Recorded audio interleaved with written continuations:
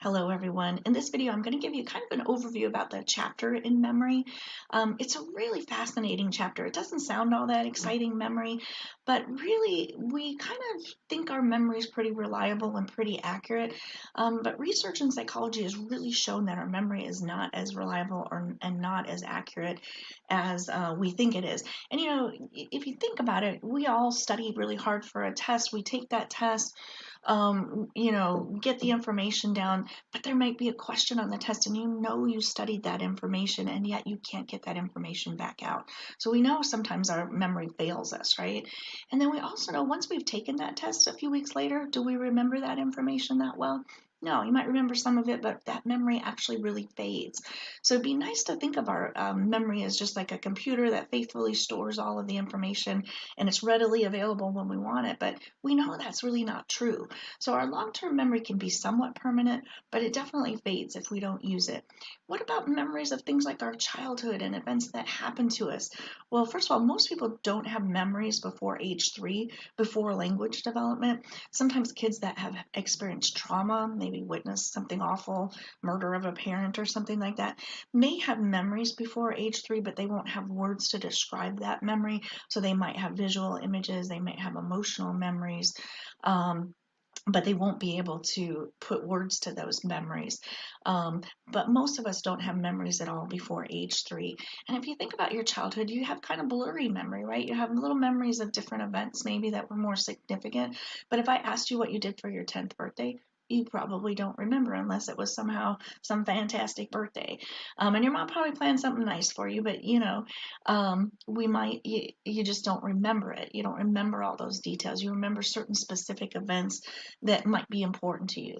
But oftentimes, what happens with those childhood memories is they're not just our memories. A lot of times, we update our memories based on different stories we've heard from different family members. And so we just sort of take that information and add it to our memory. And pretty soon we believe that it's our memory.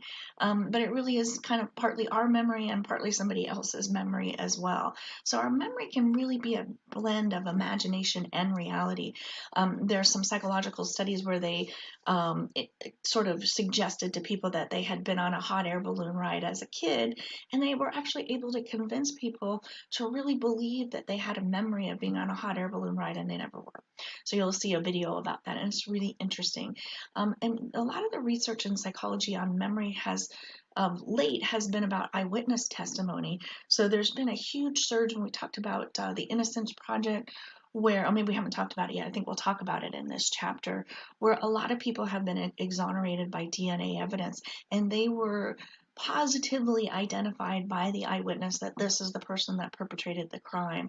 And so what we're finding is that eyewitness testimony is not reliable, that false memories can be created by just an investigator or somebody asking leading questions and giving people hints about what they're looking for. One of the videos that you'll watch, there was a person that was raped, and she picked out the guy from the lineup that she thought it was the right guy, and the police officer said, "Yep, that's the guy." So now in her mind, that picture was actually the guy, and it turned out it wasn't the guy. So a lot of things can happen with our memory. We can really believe that it's our memory, that we remember things accurately, and we truly don't. So we know that our memory is really fragile and pretty unreliable, and yet it's also pretty fantastic too. So we're going to talk about how our memory system works. We're going to talk about short-term memory, actually sensory memory we'll talk about in the next video. We'll talk about short-term memory and then our long-term memory, and then we'll talk about problems with memory. How does it fail us? Because we know it fails us sometimes, and we'll talk about some really interesting things about memory. So the first thing is, how does our memory system work? So our memory system encodes information. So it takes in information, and when we're paying attention in class and taking notes, when we're doing flashcards, we're actually encoding that information into our long-term memory. So we encode information into the long-term memory, which is storage, and then we have to get that back out of long-term memory at some point. And sometimes there's failure failures in that part too. So how do memories actually get encoded? Well, sometimes memories just get encoded, especially really emotional memories, happy memories, or really scary or sad memories. There's a sad experiment with a poor mouse that they shocked in a cage. And that mouse remembered for a very long time that it got shocked in that corner and it avoided that corner, like the plague. So scary memories, just fun memories, often just automatically get encoded and get encoded pretty deeply in our minds.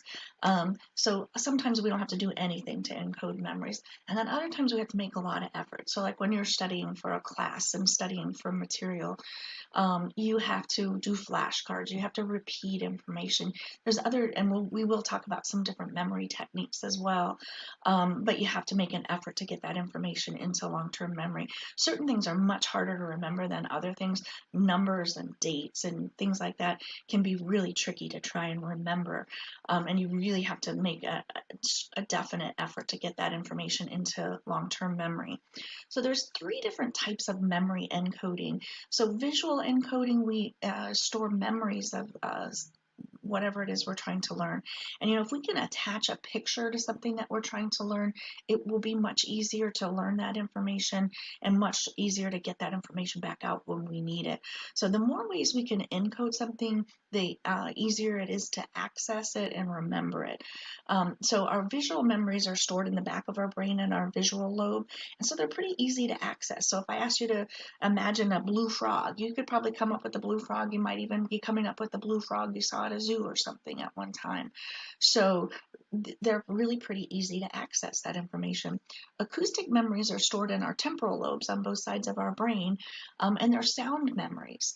And so memories for songs that you might like. If you've ever gotten a song stuck in your head, especially a horrible commercial jingle that you don't want to be singing in your head, but it's still going in your head, it's because we have really good acoustic memory, really good sound memory. And sound also includes like how to say a word. When you're listening to me talk or somebody else talk, that's also an acoustic encoding as well. And when you repeat stuff aloud, so you might repeat things aloud that you're trying to memorize, that actually encodes it in an acoustic way as well. So the more ways you can encode information, the more likely you're going to be able to remember that information. And the third way that we encode memory is what we call semantic encoding. And so that's by meaning or by category. So we have a category of fruit in our mind, and we know what apples are and grapes are, and we have all sorts of information stored as related to those things too, whether we like it or don't like it, or what the texture is, or what kind of apples we like.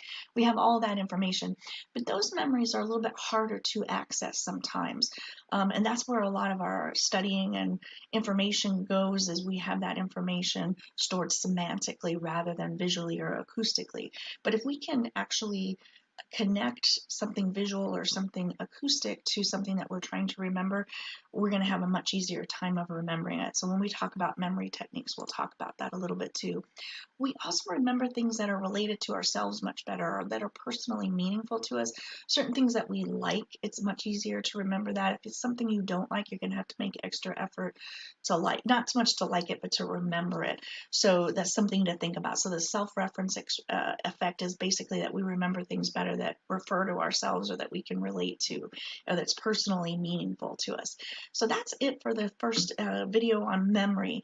But we're going to talk about short-term and sensory memory in the next video.